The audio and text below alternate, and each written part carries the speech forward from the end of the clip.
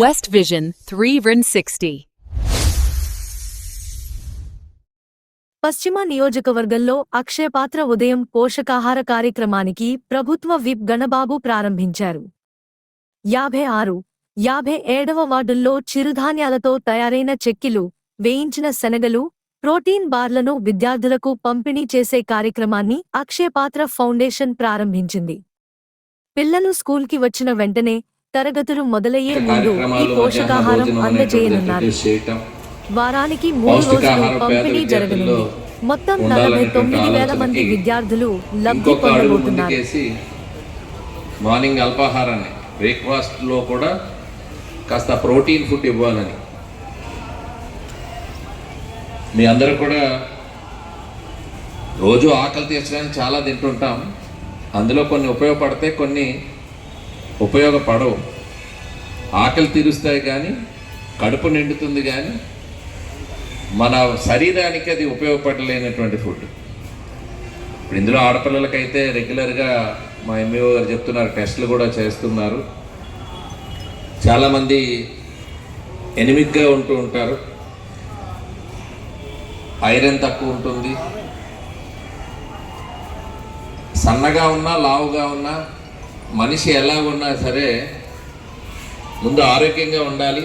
చాలా ప్రధానమైనటువంటి మీకు ఈ ఏజ్ నుంచే, స్కూల్ ఏజ్ అంటే ఎర్లీ ఏజ్ నుంచే నేను ఈరోజు అయితే మాట్లాడదలుచుకోవాలా. మీటింగ్ ఉంది, ఆ రోజు మిగిలిన విషయాలన్నీ మాట్లాడతాం. కానీ ఈరోజు ఒక మంచి కార్యక్రమం. ఇప్పటికే అక్షయపాత్ర అంటే ఒక మంచి ఎన్జిఓ సంస్థ.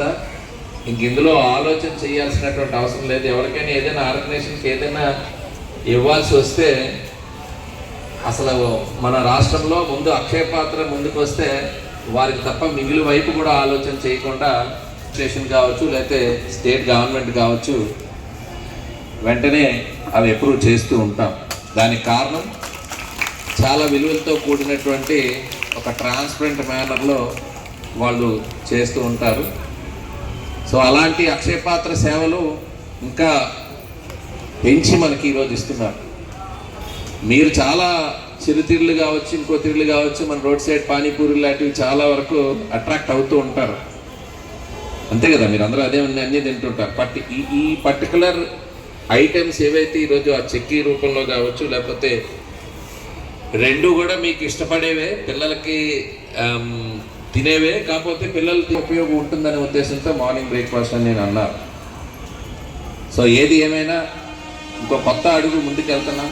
ఇప్పటికే మనం మిడ్ డే మీల్ చాలా స్కూల్స్లో అక్కడుండే డాక్రా సంఘాలు లేకపోతే ఇట్లాంటివన్నీ కూడా రూరల్ ఏరియాలో వండి పెట్టడం అనేటువంటిది జరుగుతూ ఉంది. నేను కూడా మన నియోజకవర్గంలో కూడా అన్ని మున్సిపల్ స్కూల్స్ లేవు. మున్సిపల్ స్కూల్స్లో అక్షయపాత్ర ఇస్తున్నారు.